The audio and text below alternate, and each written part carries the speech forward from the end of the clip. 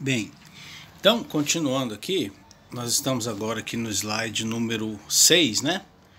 Onde esse diagrama explica como que é o processo de infiltração de água no solo. Na verdade, a infiltração, ela se dá pela água da chuva. É a água da chuva que recupera os aquíferos. Então, nós vemos aí no diagrama um esquema de evaporação, não é? A evaporação de água dos oceanos, de água dos rios, de água de represa, de lago, de água que está no solo, e essa água evapora. E aí tem o ciclo de chuva, ela evapora, ela precipita novamente, em formato de chuva, em formato de neve, não é? Em formato de orvalho, volta essa água para o solo. E o solo absorve essa água, formando os subterrâneos, os reservatórios subterrâneos. Então a gente vê aí o aquífero livre sobre uma base impermeável. Lembrando que o aquífero livre é aquele aquífero que ele não está confinado, ele não está sob pressão. Então nós temos uma zona onde o solo fica totalmente submerso, né? Submerso não é a palavra, ele fica saturado, ou seja, o espaço entre os grãos fica lotado de água, e acima do aquífero livre, quer dizer, da zona saturada do aquífero livre, existe a zona umedecida, onde existe a água, porém o solo não está totalmente saturado de água. Então aí existe água em diversos teores, em diversas porcentagens. No meio da massa de solo existe água em diversas porcentagens. Então, aí tem um videozinho aí para vocês assistirem no YouTube, que é um vídeo de poço artesiano. Eu falei tanto de poço artesiano, né? Então, para vocês verem como que é retirada a água aí do interior do subsolo, como que é o sistema de se fazer o poço artesiano. Prosseguindo, os problemas relativos às águas subterrâneas, eles têm a ver com uma grande quantidade de obras de engenharia, né? Então, estradas, valas, canais, tudo que envolve escavação, tudo que envolve maciço, acumulação de solo. Então, precisa de ter um cuidado com essa questão das águas subterrâneas, que é praticamente qualquer obra de engenharia. Qualquer obra você precisa, em maior ou menor grau, você vai precisar mexer com o solo. Então, na construção civil, eu falo muito para vocês o que é construção civil. Construção civil é prédio. Então, essa foto aí mostra um subsolo e os operários executando uma drenagem no subsolo. O subsolo é muito comum, a construção do subsolo de edifícios, deparar com áreas, né, com regiões onde está o lençol freático alto. Ou seja, cava o subsolo e encontra o lençol freático. O que acontece? Alaga o subsolo. O lençol freático, a água, quando você retira o material, a água ela cria uma cavidade, né? Um subsolo, um buraco, aquela água vai se acumular na cavidade. Então o que é que os operários estão fazendo? Então executando um tipo de drenagem para poder diminuir a quantidade de água que está ali no subsolo. Então existem algumas técnicas, uma técnica, vamos dizer assim, mais comum é o poço. Então você poderia cavar um poço e a água do subsolo ela iria drenar para o poço, iria escoar para o poço.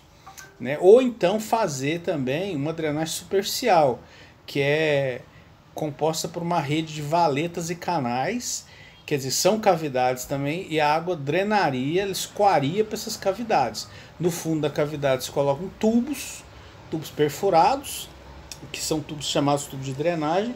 Esses tubos conduzem a água até uma saída. Então, praticamente toda obra de engenharia, ela vai ter assim, uma interface com o solo, e o solo sempre tem água nele, né? Em algumas obras isso é mais sensível, obra de estrada, obra de vala, obra de fundação, isso é mais sensível, esse problema ele é mais sensível, ele tem que ser mais, assim, vamos dizer assim, pensado. O lençol freático, a definição de lençol freático, eu tenho falado aqui em lençol freático, né? É a profundidade do solo a partir do qual o espaço entre os grãos está saturado, ou seja, você tem 100% de água no espaço entre os grãos. E então o lençol freático ele pode ser determinado através dos testes de sondagem do terreno. Varia muito, mas muito. Aqui em Brasília eu já vi lençol freático a 1,5 m E já vi lençol freático a 18 metros, e já vi lençol freático que os caras não acharam o nível da água. Cavaram na prospecção, né? Fazendo a prospecção, principalmente para poço artesiano, e não encontrou o lençol freático, não encontrou o topo da região onde, a partir da qual, abaixo da qual, né, o solo estaria saturado de água. Isso é importante para poço. Por quê? Porque, como eu falei para vocês antes, a água ela drena para o poço, ela escoa para o poço. Então, se eu quero acumular água para poder bombear, para poder ter um reservatório de água, ter um fornecimento de água, eu tenho que saber o nível do topo do lençol. A partir dali, a cavidade que eu fizer, o buraco que eu cavar, ele vai drenar, ele vai encher de água. Aquela água que está saturando o solo em volta vai escoar para o poço e ele eu vou poder acumular e eventualmente poder usar. Problema assim, o lençol freático, a posição dele do topo, a partir da superfície, né, a gente conta a partir da superfície, ela não é fixa, ela é variável. Varia ao longo do ano. Varia com o quê? Com a chuva. Não é? Por isso que nós temos aqui o máximo e o mínimo do lençol freático em determinadas épocas do ano. Não é? Na verdade é o gráfico de vazão em que você tem o ponto máximo do lençol e o ponto mínimo do lençol nos diversos meses do ano. Máximo, cada ponto por ponto. O máximo do lençol e o mínimo do lençol. Porque o que é que... Qual o fator que alimenta o lençol? Não é a chuva.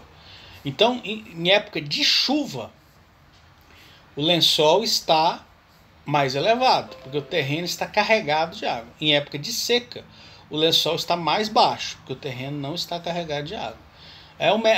Qual que é o nível mínimo? O nível mínimo é no primeiro mês de chuva, do primeiro para o segundo mês de chuva. Por quê? Porque está chovendo, já começou a chover, mas o nível do lençol freático ainda está caindo, porque a água não chegou nas profundidades do lençol ainda. Então aqui em Brasília seria o quê? Qual que é o nível mínimo do lençol freático? A seca termina ali em torno do mês de outubro, seria em torno do mês de dezembro. Eu já fiz uma obra em Anápolis, em que o lençol freático estava apontando 3,5 metros, e eu cavei a fundação com 2,5 metros e encheu de água, o buraco encheu de água. Por quê? Porque foi feito numa época em que o lençol estava muito abaixo, né? Aí eu tive que terminar a fundação fazendo bombeamento de buraco, que é uma coisa complicadíssima de fazer, mas lá não fizemos assim, porque o nível do lençol estava diferente. Então ele varia com a chuva. Como que a água ela se movimenta no solo? Por capilaridade. Capilaridade é aquele fenômeno que a gente aprendeu lá em hidráulica, em fenômenos dos transportes, em que a água ela se movimenta dentro do solo. A água se movimenta dentro do solo.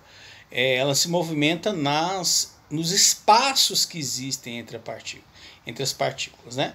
E a altura da água ela depende da natureza do solo, depende do tipo de solo. Então a gente vai ver nessa curva de saturação que está à direita do slide aí, que o 100% de saturação ele é alcançado numa determinada profundidade. Vocês podem ver que acima dessa profundidade existe água no solo, mas é menos que 100%. Então, quando você pisa num solo aqui em Brasília, que ele está seco, com aquela textura de talco, né? Você pisa nele, ele solta aquele pó, aquele solo tem 3, 4% de água. Isso aí já, o solo argiloso de Brasília, ele é assim, né? Então aqui você vê o camarada cavou um poço, né? Esse poço está aí para mostrar como é que funciona, um poço cavado, e o nível capilar, que é o nível ao qual a água pode chegar, né? Porque embora o nível do lençol freático esteja mais alto, mas você tem água acima do nível do lençol. O nível do lençol é o nível de saturação.